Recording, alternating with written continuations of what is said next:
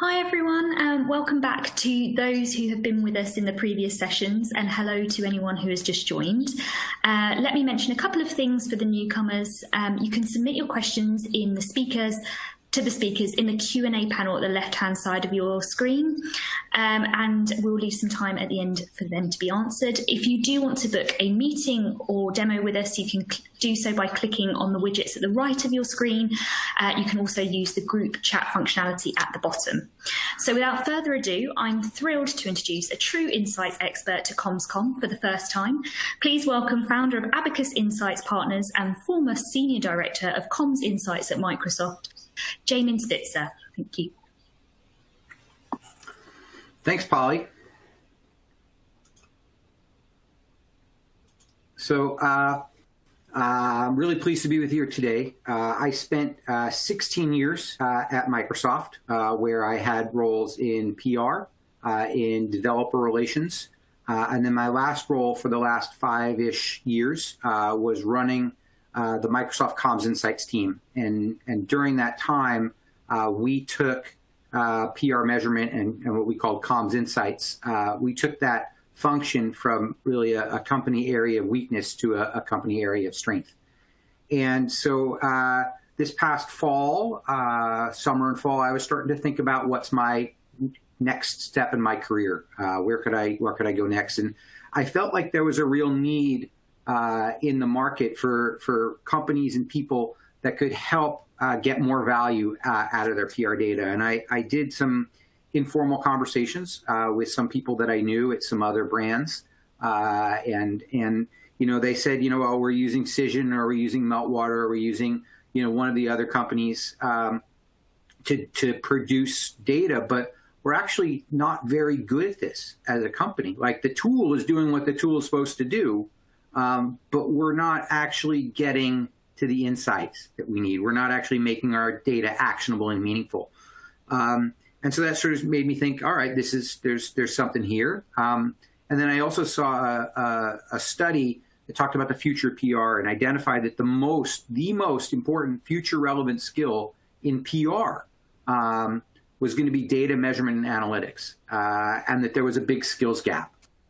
And that skills gap is going to be a challenge for our industry, because not a lot of people went into PR because they were good at math, right? So I started thinking about, okay, there's a real business. So and I started really thinking about, you know, can Abacus Insight help companies elevate earned media measurement? Can we go from this gut feel reaction, lots of reporting, you know, lots of easy to create visuals, to really data-driven insights? You know, so we created this company, and we can help people, whether it's from a strategic consulting perspective to vendor selection projects.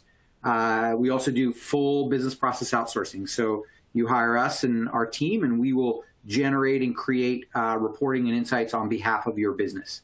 But one of the things that I really learned in my time at Microsoft, and since talking to lots of people in my network, is that you really have to figure out and align your data approach to the company culture and the business in which you're operating.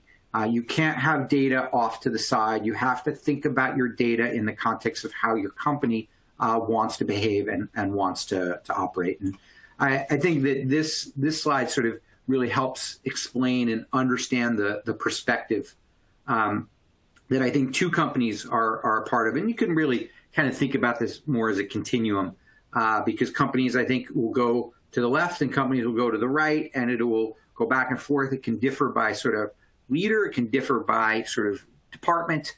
But on the left, you have sort of a taking credit type of culture that's very oriented in inspection and very oriented in measurement.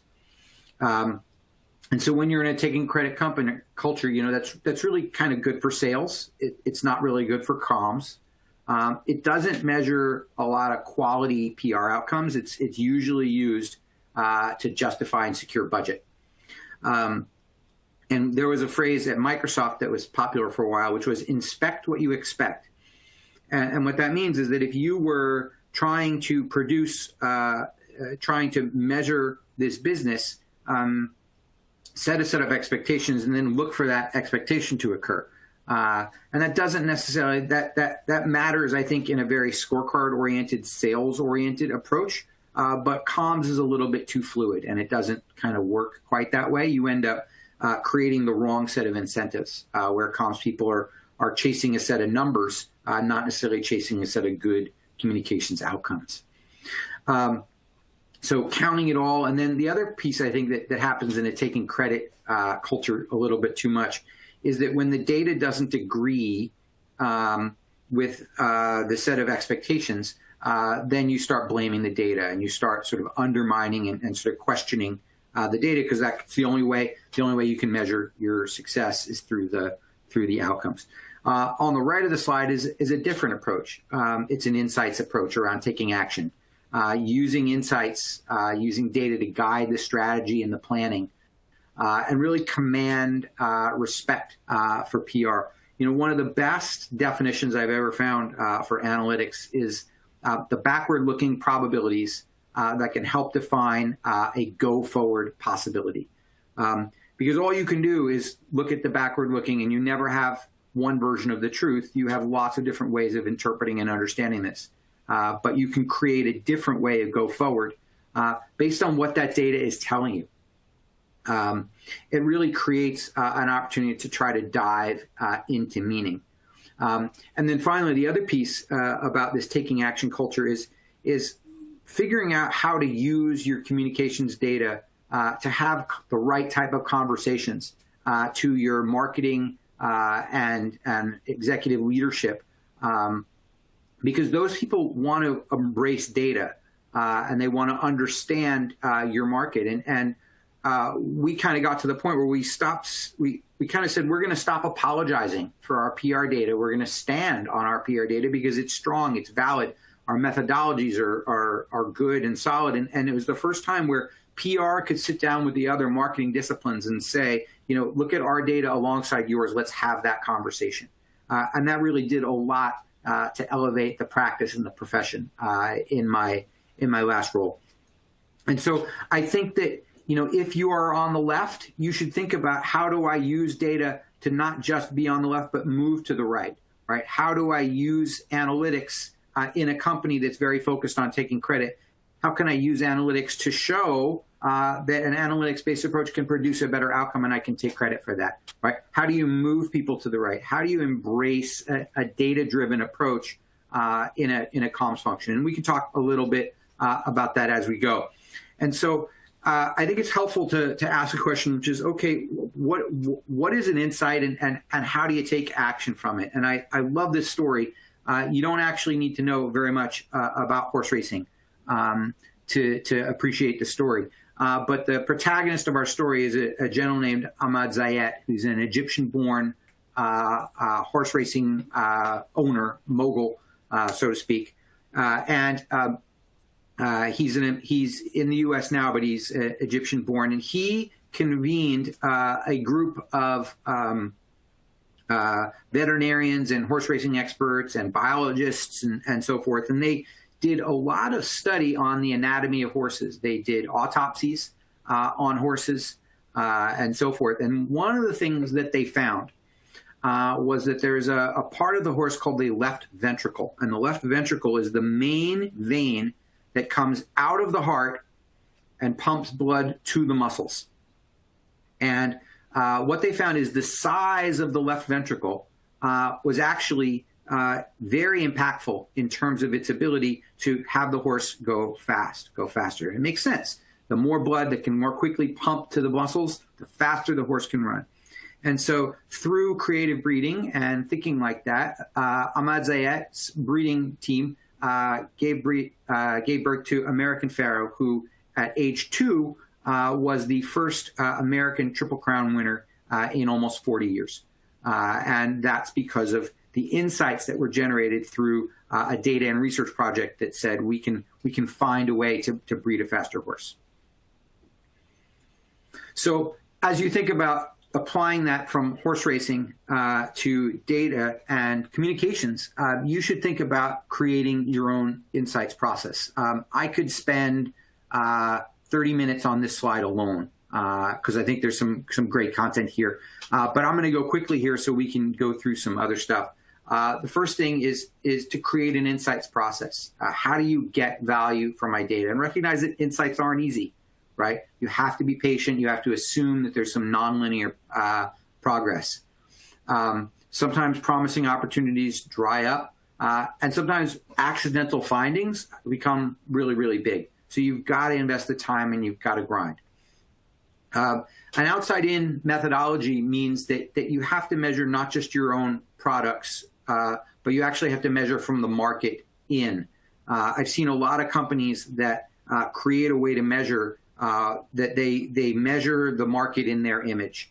And in doing so, oftentimes they create a horse race that only they can win. And so that becomes a way that you don't get good data. That doesn't get you to an insights process. Integrating data sets. So I'm sorry, and then along with that outside in, you've got to measure your competitors with the same amount of rigor that you measure yourself. If you have all of your product SKUs in your data system and only a quarter to a third of your competitors, you're going to, lo and behold, show yourself as the share of voice leader. And so you need to find the right way to measure yourself and your competitors from an outside-in perspective. When you integrate data sets, you're really trying to find the voice of the customer. You know, PR should view their media outcomes as a means to the end, which is to influence an audience of people to think and believe a certain set of things. Speeding up and slowing down. Daniel Kahneman wrote a book called Thinking Fast and Slow. And the idea behind his book was that there's a way of thinking which is fast, it's instinctive, right? That's a lot of what we do as a PR profession. We do fast and instinctive reporting, right? The thing happens 24 to 48 hours after the thing happens. We produce a report. Here's the thing. Email it out. High five everybody. That's how it goes, right? But there's another approach as well, which is, can we slow down? Can we be more deliberate, more logical? Can we really try to get to the insight and think about things in a more sort of very holistic way that can give us the real insight? We're going to talk about nurturing curiosity. So on the right of the slide is called Rolf's reflective model. And Barney, who's going to be joining me in a minute, Barney's the first one who turned me on to this sort of way of thinking. But can you get something here? Can you use this simple model to say, you know, what happened? What did the audience do? What were the set of outcomes? Then so what? You know, what does it mean? Why is it important? What surprised us? What could have resulted in something different? And then the most important question, now what? So you have this data. What could we have done differently, and what outcomes might have we produced? And if you can just go in that cycle with your data, you can start to sort of ask yourself the right set of questions that are going to lead you to a more insightful approach. You have to recognize that you have some limitations. I love these little pictures on the bottom because it's a picture of an actual image recognition study that was done when image recognition was becoming a machine learning function. And what they found was machine learning image recognition technologies were really good at figuring out that this picture was either a Chihuahua or a blueberry muffin, but couldn't actually tell the difference. And so that is a very interesting thing, because you and I can look at that and see which one is which, but the computer machine learning model couldn't. What the machine learning model could do is it could eliminate a million other pictures that were neither a Chihuahua or a pastry. So figuring out how to use technology alongside people to do so in a way. And then lastly, really orient your audiences. And what I mean by that is you've got to meet them where they are. You've got to figure out how to help them understand and recognize the possibilities. But you also can't expect them to come on you have to bring them on the journey. You can't expect them to meet you where you are. You know, I think that PR's job is really to prep the field, right? Marketing has to be the one that plants the seeds, and sales harvests the crop. I think that oftentimes we look at PR and we say, all right, how many how many sales have you closed this month or this quarter based on what you did in PR? And I don't think that's the function of PR. There's certainly some buy now PR, and you can use to measure that, but that's not how we should think about what we do. We have to help our audiences understand where we are. And then, so one of my things I learned in creating this insights process is that this is aspiration, which is I wanted to spend an roughly equal amount of time innovating and expanding. I also wanted to run the business and really drive change in the business. And then 4 years later, I started looking at my time, and I said, all right, that all sounds good, but what was I really doing, right? And the answer was I was really spending a lot of time running the business and a lot of time working with stakeholders and partners inside the business to really understand driving change. So the way that you aspire to be turns out to be a little bit different. So the plan doesn't always, in fact, go as planned, but that's okay, right? You've got to keep your eyes on what your goals are and how you're going to need to spend your time. And as I think about the platform investments that we made, that I made, that other companies are thinking about, I've come up with 7 different areas of investment that I would say are things that you as PR leaders that interest in insights should start to think about. But I would say be the guy that's calibrated the right way. Don't be the guy that's out of position, because you only have so much time to invest here, and make sure that the investment that you're making is oriented towards the right set of outcomes. What are the things going to be most valuable to you in your organization? So I believe that artificial intelligence and natural language processing is going to be a very significant piece of how we do PR. It depends on the amount of data you have, because if you are not generating lots and lots of coverage, you'll find that AI and NLP are not nearly as helpful. NLP models are very, very data hungry. So if you are a company that is generating a lot of PR, AI and NLP are quite robust. If not, you have to maybe think about different things. Predictive analytics is another area where I think there's a lot of value. Can you create a new way of thinking about what's about to happen? We're all going to be crisis communicators in this sort of dangerous and uncertain future in this world, and how do you use data to better predict what's about to happen? Article attribution and news and sort of news coverage attribution is another area where we're seeing a lot of interesting investment that should pay off down the line, right? It's not enough to show up and say, hey, let me tell you about these ridiculously large UVMs that we've used, because 8 billion people have read our stories. Like that number doesn't work anymore. I also think, and I'm a big believer in visualization. You've got to be able to communicate with marketing executive leaders in a way that the visuals matter, because you've got sort of a limited amount of time. Similar to that, you've got to be able to integrate across your marketing organizations. Does PR report to comms, or is PR a partner to comms? And the answer is either or both, right? I've seen PR report, the chief communications officer reports to the CMO. Sometimes the CCO reports to the CEO or the COO. But you've got to be able to have those conversations and sort of use their data in ways that matter. And then other areas, real-time and crisis management, and then user self-service.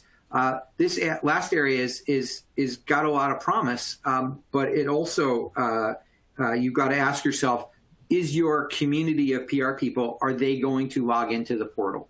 Are they going to use it? Is this something maybe that's more for your agency or more for your colleagues inside your company, or neither? Right? Maybe you're a company that just is assuming they just want PowerPoint and they want email reports, and that's fine too. So choose your area investments, because if you think back to the amount that you can spend on expansion and innovation, it's a lot smaller than you expected. So you need to think about this in terms of the areas that are going to be most impactful for you in the business. So there we go. I think now I'll be joined by Barney. Great. Yeah, thanks a lot, Jamin. Hi, everyone. My name's Barnaby Barron. I'm Insights Director here at Cision and an AMEC board member. First of all, let me just thank you, Jamin. It's always great to hear your wisdom and always very interesting to hear you present. I've got a couple of questions that I'll kind of kick off with to ask you for the remainder of the session. Whilst I'm going through those, we've got a couple of questions from the audience in the Q&A section, but I'd also encourage anyone else with questions. Please take the opportunity to drop them in the Q&A box and we'll try to get to as many of them as possible. But jumping in straight away, on the previous slide, you kind of talked about those different potential areas of investment. I think a lot of comms teams, kind of both internal comms teams and agency teams, are under a lot of pressure at the moment as a result of the economic impact of COVID, resource as well. So there's a large time of uncertainty. So kind of pushing you on those different areas, if you had to choose one to invest in for the average business, which do you think would be most beneficial? So let's take that in two ways. I think that you're absolutely right that there is a lot of downward pressure from a budget and resourcing perspective. But I also think that we've all grown accustomed to trying to do more with less. And I think at some level that starts to break.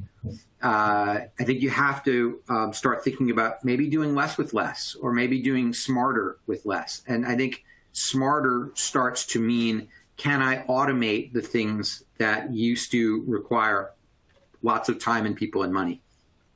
And so part of the answer to the question is, what are these things that we as a company are doing as communicators that we can figure out a way to do smarter? And I think about some of that stuff. I think about what is the problem that this company uniquely needs to solve, right? Is this a company that's lurching from crisis to crisis? If they are, maybe crisis management would be an important area to invest, because they're probably spending, 25, 30, 50%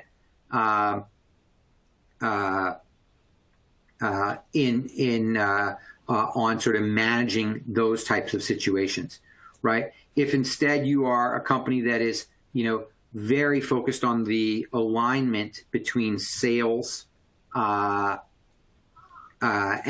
PR, right? Maybe the area you would invest in would be attribution. Attribution is very tricky, right? It's a hard area to invest in, and it's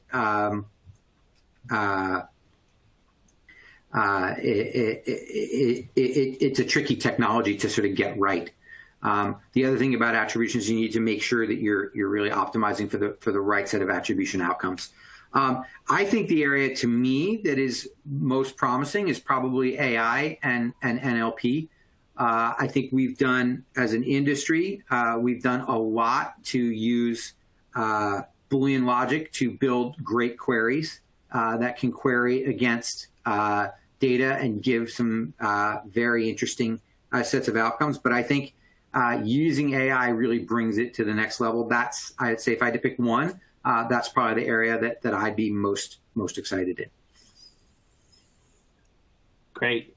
Yeah, and I think your point on knowing when is the right time not to try and do more with less certainly resonates there, and certainly something for people to be cognizant of when running those insights programs. One of the other things that you talked about, which is a phrase that I'm very interested in, one that I've often stolen myself for presentations, is your categorization of insights being backwards looking probabilities to inform forward looking possibilities. I think what I find really interesting in that statement is the uncertainty that's baked into it. And, something from my experience working with a variety of clients can kind of often cause concern and reticence when leaning into the data. So kind of how do you balance, the risk of incorrect conclusions, which, can always happen against the kind of paralysis of just doing nothing because we're not 100% sure in the insights or the that we have? Well, I'd say two thoughts come to mind. First is some have said about me that I am always convincing, sometimes right, and that's sort of kind of the way it works, which is you have to sort of decide based on your data how strong is your signal, right? Is your how much of this is an aberration? One of the things I think about PR is that no two situations are ever alike. From a PR perspective, from a news perspective, the news value of what you're doing. We see the media contracting on a daily, weekly, monthly basis. So the sets of coverage volumes that you might have expected 3 years ago are possibly not reachable anymore because there's just fewer reporters employed. And so how do you sort of go about thinking about your outcomes in an ever-changing landscape? That makes predictability even more challenging. And so the thing that I think is how you have to sort of have a level of sort of head and heart in this, which is is the data in your head telling you that this is a practical possibility? Does the backward-looking analysis, does it feel convincing? Does it, what's your level of confidence in what you see in the data? Because you have lots of versions of the truth, and does your version of the truth align with sort of what the data thinks? And then your heart has to come into it. Like, just because you are data-driven doesn't mean your intuition goes away, right? So can you also apply that perspective of, does this make sense? Does this align with the way I view things? And that's where, having that domain expertise alongside that data and analytics expertise, I think, is really the right combination. Yeah, great. And then one of the other things that I'm kind of interested to ask, I think a lot of people will probably be interested in this type of question. Looking at your CV, you started off in the comms side of things and have kind of ended up on the data side. But personally, as a data person, I can say the idea of pitching to a journalist truly terrifies me. So I'm kind of interested in hearing about your transition in the opposite direction, and how you went about building your data chops, if you will. Yeah, so, thank you. So I was a comms person, but it's funny. I was always I didn't take much. I didn't take many classes in comms. I'm sorry, in math, like when I was in undergraduate or so forth. But I always sort of had a proclivity towards math, and it was something I always sort of felt like I wanted to do more of. I always think I could talk the talk if I couldn't necessarily walk the walk from a data perspective. But I found myself gravitating towards it, and one of the things that really inspired me to take on this role was in 2014. Satya Nadella became the new CEO of Microsoft, and he talked about as a company, Microsoft needed to be more data driven, right? We needed to use data to inform our decision, their decisions. And so that meant being data driven about what products to build, right? It meant being data driven about how to go to market. It also meant being data-driven about how to do comms. And so this role became open, and it was never a role that was really considered all that strategic to the business, in my opinion. But I kind of said, all right, I'm gonna choose to believe and be inspired by what Satya was talking about, and this is sort of where I would go. And I would be in these meetings with people that all of them had greater data background than I did, and sometimes I just had to say, time out, explain that thing to me, because I didn't have the background that maybe some others did. But I learned to sort of embrace and understand, and I also found that I brought a unique value proposition to this conversation, which is the data people oftentimes have a hard time bridging between the data and the business, and the business people have a hard time bridging between the business and the data. And the fact that I could actually walk a mile in the shoes of the PR people and understand the process that they go through, I found was actually a very helpful and meaningful way. And I just kind of found that this was the job I was meant to do. And so I just kind of took to it, and in my free time tried to learn more around data science to make myself more useful and more valuable. Yeah, really interesting to hear. And I think, you referenced this earlier on in your talk, how data is the number one most important skill, or future needed skill for comms professionals.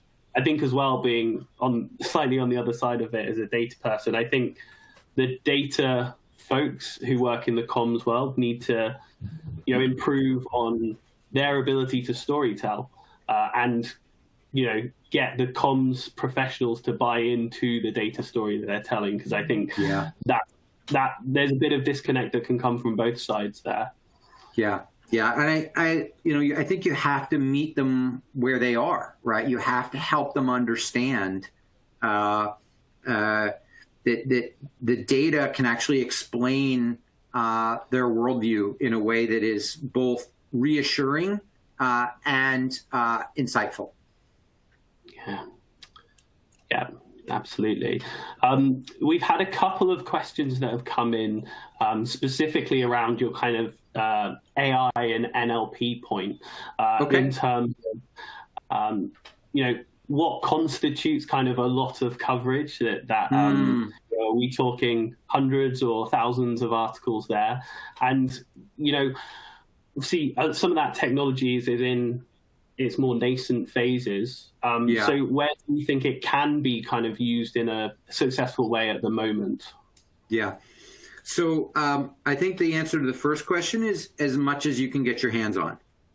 I don't necessarily see it as a threshold so much as I see it as a bunch of graduating opportunities to get more value, which is if you have a couple hundred pieces of coverage, can you use that to analyze in different ways, and what does that unlock for you?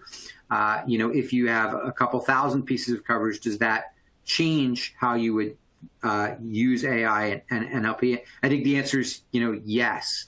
In a quite simple way, if I have, over 1,000 pieces of coverage, can I then use AI and NLP to analyze that data in a way that lets me segment the data, right? And so I can get units of 100 to 250, and then I can say I can do an NLP analysis based on different types of publications. So the business publications cover me differently than the tech publications or the trade publications, whatever the industry you're in, right? You've probably got a taxonomy of 3, 5, 7 different media types. Can you use AI and NLP to run against those different media types and find something meaningful? The answer is yes, but you need to have more data because you need units of 100, 150 before it gets to be meaningful. I also think you can expand your time horizon. So if you only have, a certain amount of data for a certain set of news cycles, can you expand your time horizon and get more data into the model? And then the other question is, what do you want to do with it, right? Like, what are you trying to understand in that data, and certain AI and NLP techniques would require more data to create a higher confidence level. Others, not as much, right? If you want to understand, a correlation between, tone and in-person reporting, that's one thing that you can do with maybe not as much data. Great. And then one of the other questions we have, I think, really highlights that some of the challenges around, moving to that taking action away from the kind of taking credit point. People kind of have highlighted just today some issues they've had with people flagging the correctness of the data as opposed to the resulting outcomes and benchmarking. And I think they kind of correctly call out that often, as soon as that first maybe chink is made in the data, then it can raise doubts around the outcomes. It absolutely opens the floodgates. Yep. Yeah. So kind of, I think that's a common challenge for people. What would your advice be in kind of addressing those situations when they come up? Yeah. So it's hard. This is a hard question, and the person that asked it is right, because it is super tricky. So the first thing I would say is you've got to have in your back pocket a set of talking points around the level of confidence in data. And one of the things that I actually point to a lot is polling. So if you look at opinion polls, you will often see that they will publish with a confidence level of plus or minus 5%, which is to say that the result, or 3%, the result will be within this range. It could be the favorability towards this thing. It could be here, but it could be here, could be here, could be here, right? And you have to explain to the people that this is a data technique that doesn't necessarily give you precision, but it gives you a range. And so one of the things that when you have a piece of content that is scored improperly, that doesn't mean that everything is wrong, and you can abstract out and say, okay, if 70% of this coverage was positive or positive or neutral and so forth, can you pick one piece and say, does this make the whole data set wrong? And just like polling, the answer is no, right? The answer is, all this stuff comes out in the wash. And the more important thing is that you're applying a set of criteria consistently, and using that as a way, especially when it comes to sentiment, that you're applying these things consistently as a way to sort of get you to directionally, right, a backward-looking probability, right? But it's a tricky thing. It's particularly a tricky thing for people that are very headstrong and not very comfortable or confident in sort of their understanding of data practices. It's a hard thing to navigate, and I don't have the easy button. Yeah, and definitely I would say, being in my position and working with lots of different clients, that is absolutely the most common challenge that we see come up. But of course, one incorrect article out of 1,000 isn't going to make your insights point null and void. That's right. So it's around trying to build that confidence in how the data works, and the understanding there will be that percentage of error, but doesn't impact those findings ultimately. Yeah, I think the other thing I think you need to do is you also have to sort of, in a more general sense, invest in meeting your stakeholders where they are, right? Which is understanding what are they trying to get out of the data, what's the meaning of the data for them, and turn them into your advocates. Make the data useful and meaningful to their business. They'll stop questioning it and they'll start depending on you. Mm-hmm.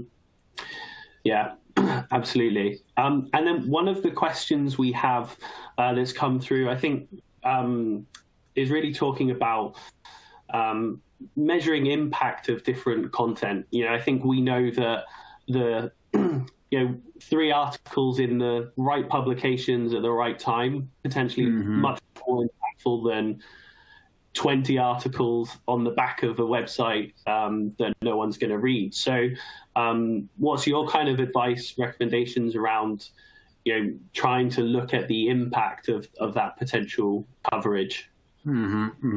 So it's another great question. So thank you to this audience who are thinking all the right set of things.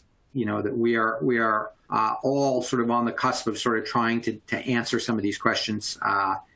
As an industry, right? For a long time we counted articles, and that was sort of the way we did it.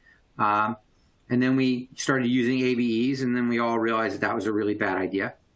And then we all started using these impressions and these god awful numbers that talked about how big the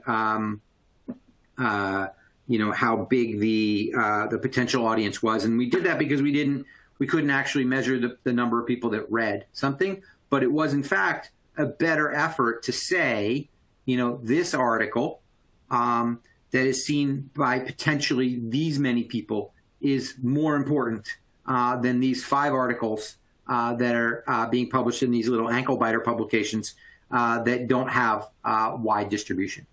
And so I think that leads us to sort of trying to understand what are the ways in which we can measure, we can sort of articulate that. One of the things that I liked to look at was social reaction.